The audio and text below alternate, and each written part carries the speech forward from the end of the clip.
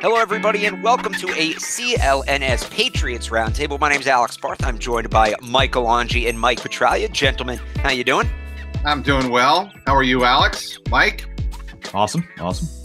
Oh, I think we're all doing better than DURON HARMON, who found himself in a little bit of legal trouble earlier in the week. Actually, over the weekend, it was Friday night. The news came out. He was caught trying to enter Costa Rica with, I don't remember the exact number, but quite a bit of marijuana. 58 grams to be specific, if you believe the Costa Rican newspaper report.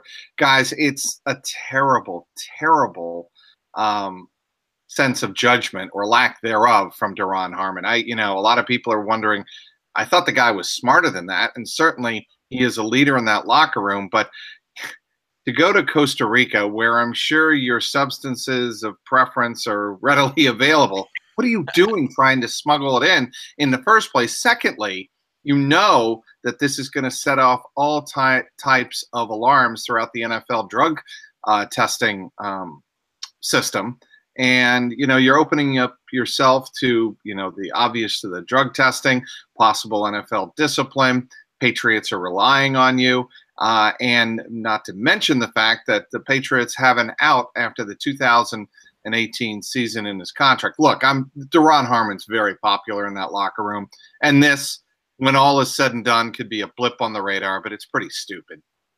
Yeah, that's the thing that struck me was, who tries to not only even if you're flying domestically, you don't, bring, drugs on a plane. It's pretty obvious. It kind of goes without saying. But if you're going to try to go through customs, go into another country with 58 grams of weed, not to mention there was a bunch of other stuff. There was, pipes, and there was edibles, and apparently a bunch of other stuff in the bag as well. He tried to smuggle inside like an Arizona iced tea can or something.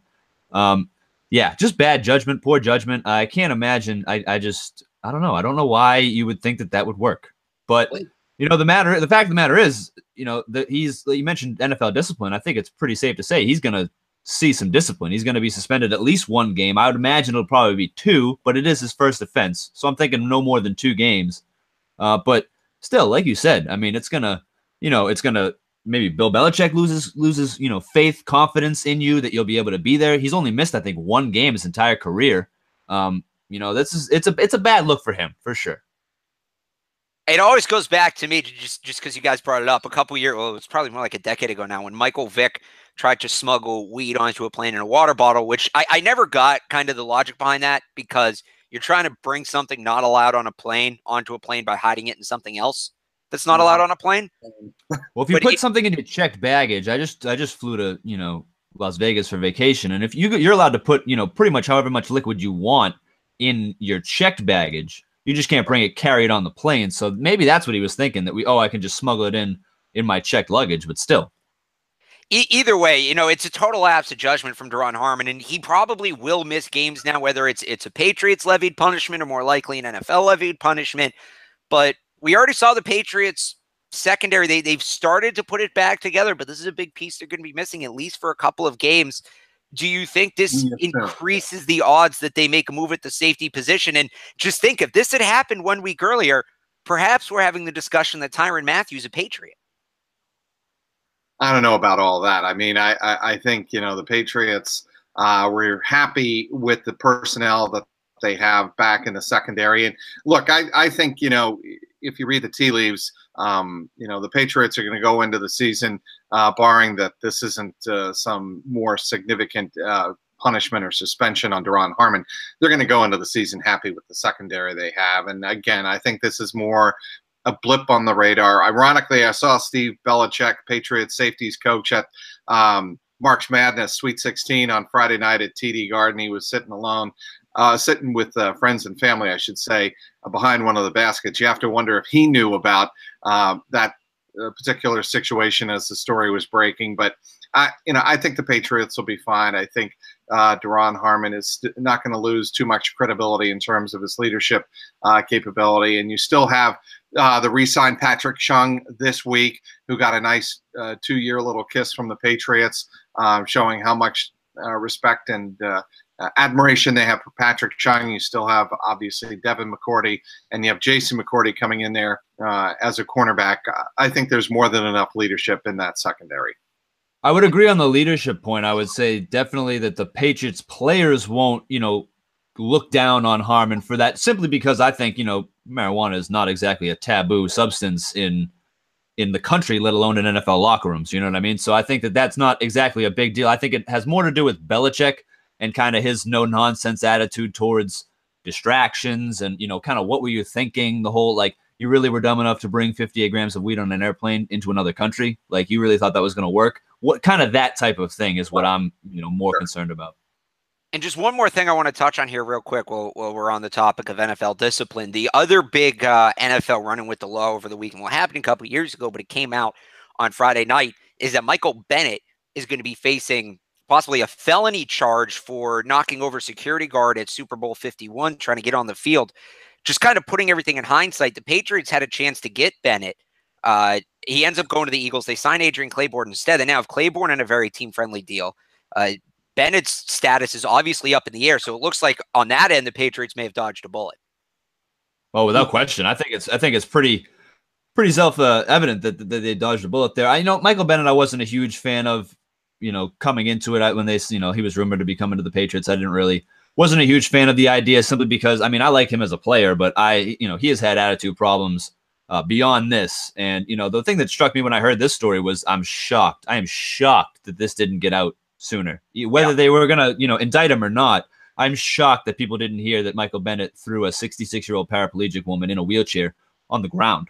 You know what I mean? And pushed a couple other people as well. I'm shocked that didn't get out sooner. So I'm not sure, what that says about, the news media or whatever. But I think it's kind of just surprising that, 2 years later, a year and a half, whatever later, that still, didn't come out until they dropped out the indictment on, what was it, Friday?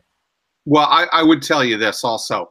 Having been around chaotic situations like that, and again, I'll bring up March Madness. I was around a security guard finishing on deadline after the Texas Tech Purdue game, and there was a security guard. There was somebody with the Texas Tech contingent trying to get onto the court. He was legitimate, and he was trying to get onto the court, and he didn't have a badge. And one of the big, longtime security officials at TD Garden stopped him right in his tracks.